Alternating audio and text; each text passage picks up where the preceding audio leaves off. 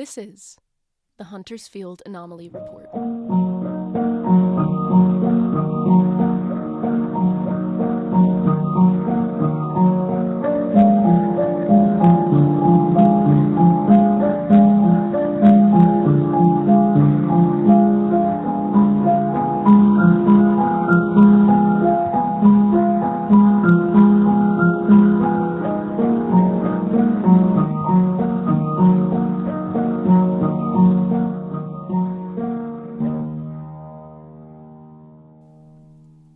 HFAR-B-Log 001.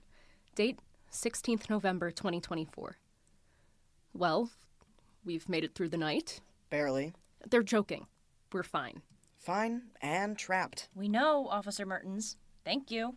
Anytime, Commander.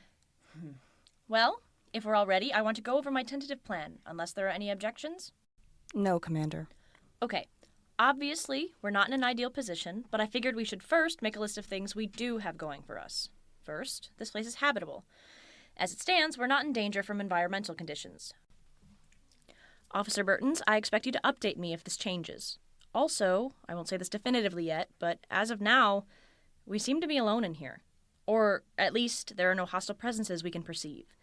We have supplies, there's enough water and MREs to sustain us for at least 2 months, and if, God forbid, we're still trapped here at that point, Officer Mertens has developed devices over the past year that will allow us to draw water from the air if there is sufficient humidity and synthesize proteins from existing molecules. Do I have that right, Officer Mertens? Not how I would have explained the science, but conceptually, yes. I'd like to point out that we don't appear to be experiencing hunger, or thirst for that matter. Yes, I was getting to that. Though just because we don't feel hunger doesn't mean our bodies don't need sustenance. I'll have to learn more through observation. Right. None of us feel hungry or thirsty, correct? Even though we haven't eaten or drank for over 24 hours? I'll delegate this issue to Dr. Schaefer. Follow her guidance on nutrition. Unless you're hungry, I recommend not eating yet until I have further data on whether we no longer need to eat while we're in here, or if we just don't experience hunger. If we can, it may be wise to conserve our water and MREs in case we need them at another time. Thank you, Dr. Schaefer. Unfortunately, that's about all we really have going for us at the moment.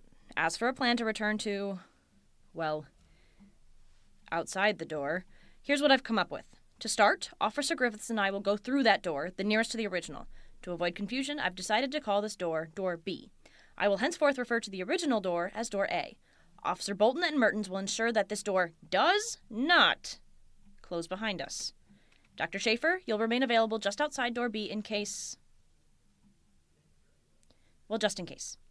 Based on whatever conclusions we make from our observations of the interior of Door B, we can then regroup and come up with a plan based on that information. Does that sound acceptable to everyone? What happens if Door B closes on its own, like Door A? Yes, I thought about that. I've got a rope from my pack. We'll use it like a tether. It's not very long, but hopefully it doesn't need to be. What if I want to go with? And why would you want to do that? What, you'd think I'd rather spend time with you? Not an option, Officer Mertens. Why? There's no reason for you to come with. We're going to keep the party entering Door B to a minimum. No reason? What if the air in there's not breathable? We'll take your backup sensors. I'm sure you can teach us how to read them. I know how to read them. Perfect. Problem solved. This is ridiculous. What if they malfunction? What if there's some unknown dimension behind that door with completely different laws of reality? What if... Charlie! I am your commander. You are not coming with. That's an order. Fine. Guess I'll stay behind and babysit Maxie.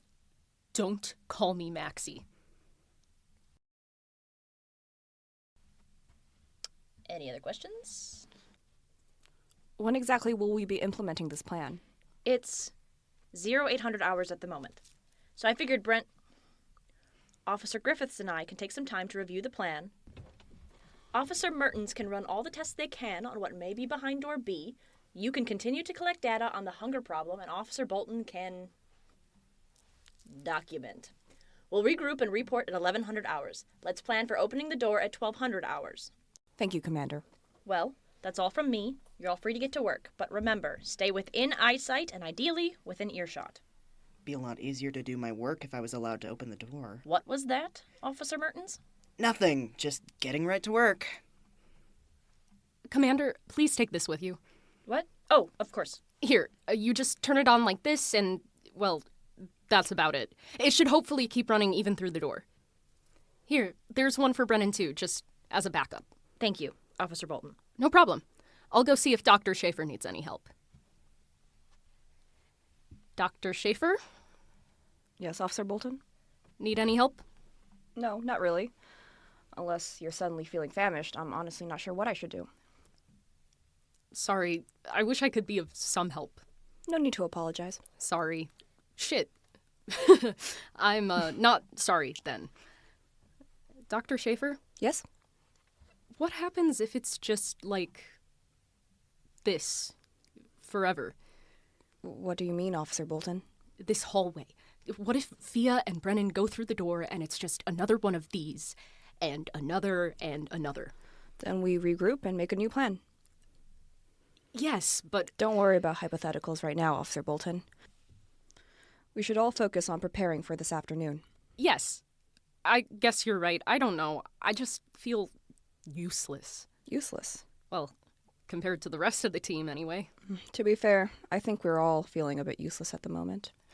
Geez, sorry. I don't know why I'm getting all emotional. You're perfectly all right, Officer Bolton. We're in an unexpected situation. An emotional response is completely normal.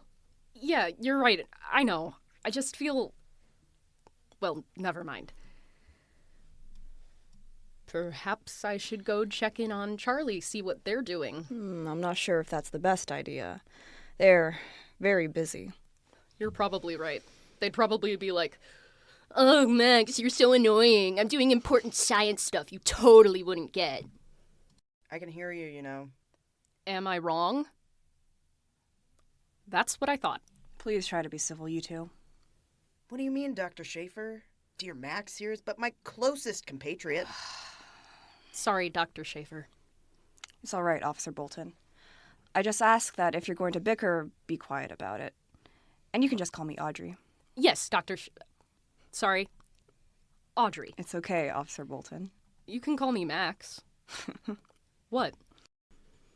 Nothing. You just remind me of someone I used to know. Really? Who? Stella. My daughter. I didn't know you had... It's all right, Max. It was a long time ago. I think I forgot to tell Fia how to turn on her recorder. I should, Okay. This is Officer Maxine Bolton signing off for now. I'll update later. I hope this is on.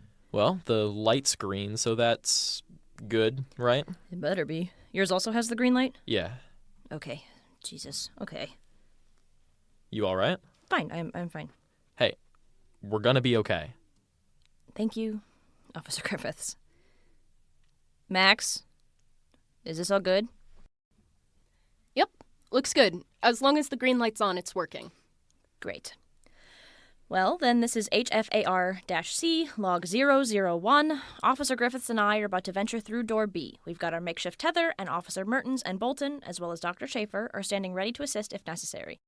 And ensure door B does not close behind us. Officer Mertens' tests have shown no evident environmental danger. Are we all ready? Yes. Mm-hmm. Yes, Commander. Brennan? Yes, ma'am. Right. Then let's get started.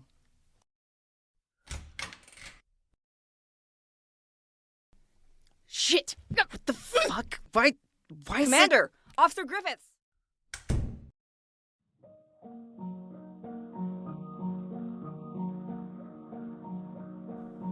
Thank you for listening. The Huntersfield Anomaly Report is a fiction podcast written by William R. Carrot. Our theme song was composed and performed by Alyssa Yelmgren. Maxine Bolton was played by Amy Ralston. Brennan Griffiths was played by Dylan Hiddesdorf. Audrey Schaefer was played by Isabella Velez. Charlie Mertens was played by Elaine Gergoni.